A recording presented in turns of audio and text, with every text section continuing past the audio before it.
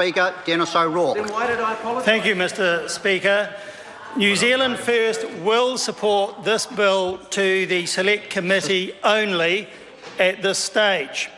And I might say that the reason mainly for that is because that's what the public of New Zealand expects. It expects that we'll have a robust debate and discussion about these very important issues and that they won't simply be brushed aside as the national government wishes to do.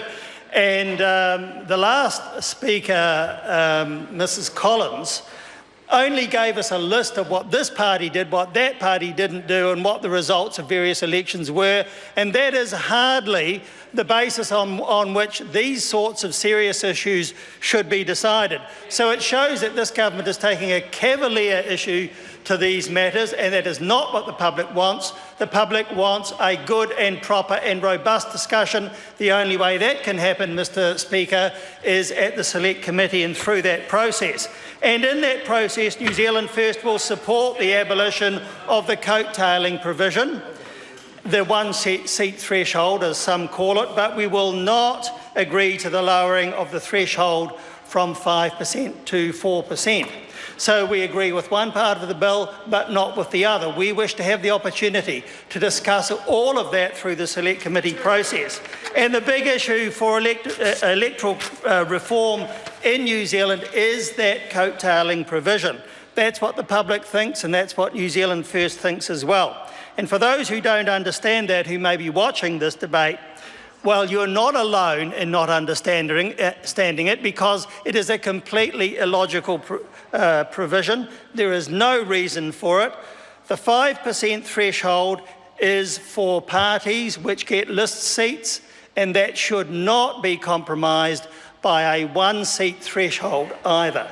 There should just be the one threshold, and that should be it. That's what the Electoral Committee says, that's what the public expects, and that's what this process should result in. Now, Mr Speaker, why are we in this position of even having to debate this? It is because that both parties, other parties in the past, have both seen the opportunity to use that coattailing provision for their own political purposes, and not because it's proper, not because it's democratic, and not because it's in the national interest. And Mr Speaker, no independent or professional advice has ever supported the coattailing provision. To the contrary, every formal recommendation which has been made so far, and that includes the Electoral Commission itself, says that that provision should go because it is unfair, because it is democratic, and because in an MMP system it is actually illogical.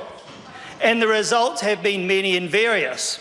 In 2008, New Zealand First had more list votes than other parties who won an electoral seat and got more than one seat in Parliament. And yet on that occasion, New Zealand First got a little less than 5% and got no seats in Parliament. That is not fair, that is not logical, and that does not fit well with what is supposed to be a proportional system under MMP. Mr Speaker, the MMP system is grossly compromised by the coattailing provision, and it is time that it went. Other parties have allowed obvious, cynical and blatant gerrymanders of the system. An example of that is the ACT Party, which was gifted a seat in this Parliament. Why was it gifted a seat in this Parliament?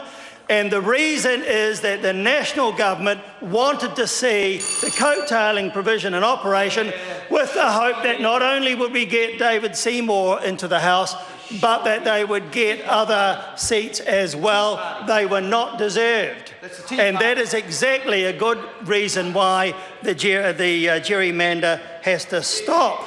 And Mr Speaker, the threshold of 5% is necessary because it is a good balance between, on the one hand, a fair and democratic system of representation for small parties, but on the other hand, nobody wants to see a proliferation of very tiny parties with 1 or 2 seats in this Parliament. So that's what the threshold is there for, and 5%, Mr Speaker, is the right level and no other. I call Chris